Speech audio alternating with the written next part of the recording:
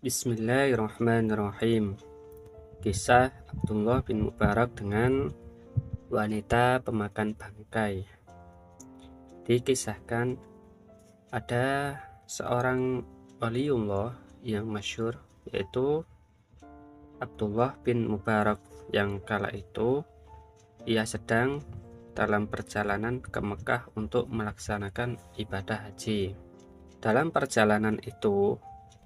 perjalanannya Abdullah bin Mubarak melihat ada seorang wanita. Wanita itu sedang mencabuti bulu ayam. Penasaran itu Abdullah bin Mubarak, didekatilah oleh beliau.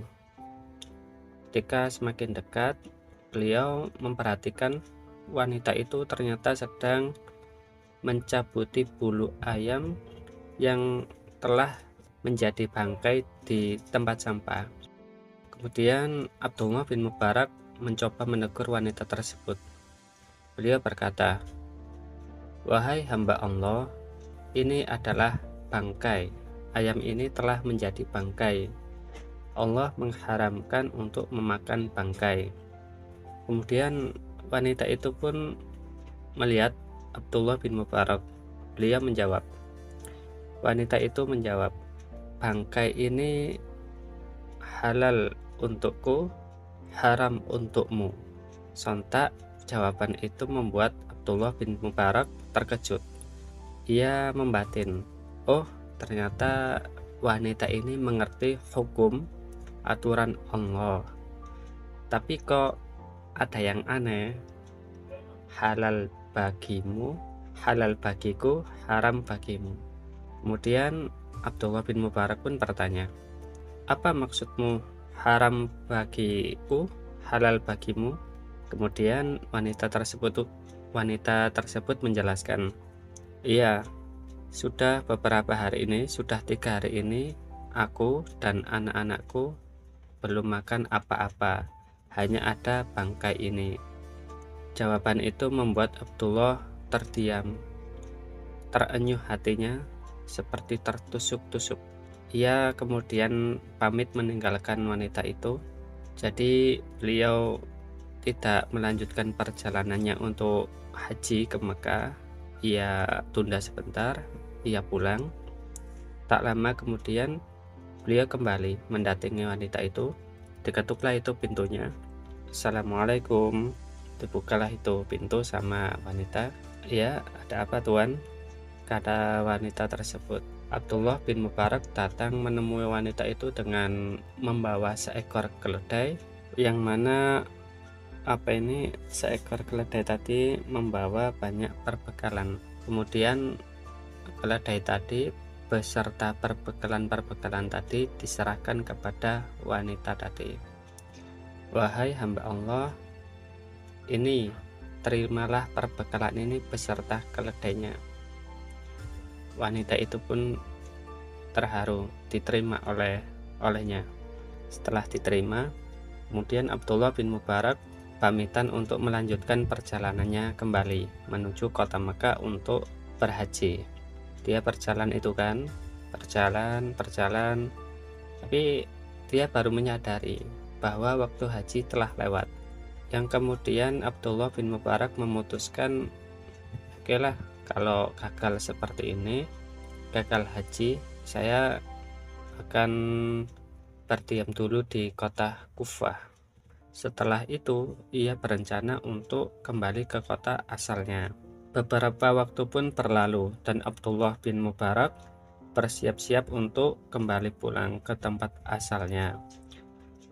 Saat sampai di rumah, para tetangganya itu yang juga jamaah haji di waktu itu, entah kenapa menyambut Abdullah bin Mubarak ini dengan penuh sukacita.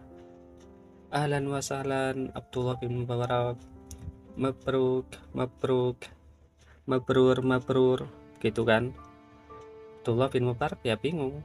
Lah, perasaan saya nggak haji kok ini disambut. Kemudian Abdullah bin Mubarak dengan perasaan bingung itu mencoba menjelaskan, Sebentar, ini saya tidak jadi melaksanakan haji tahun ini." Jadi mencoba menjelaskan gitu kan.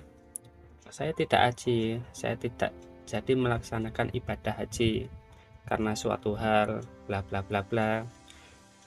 Kemudian ada salah seorang tetangganya, salah seorang dari mereka itu menyahut, "Kamu itu ngomong apa?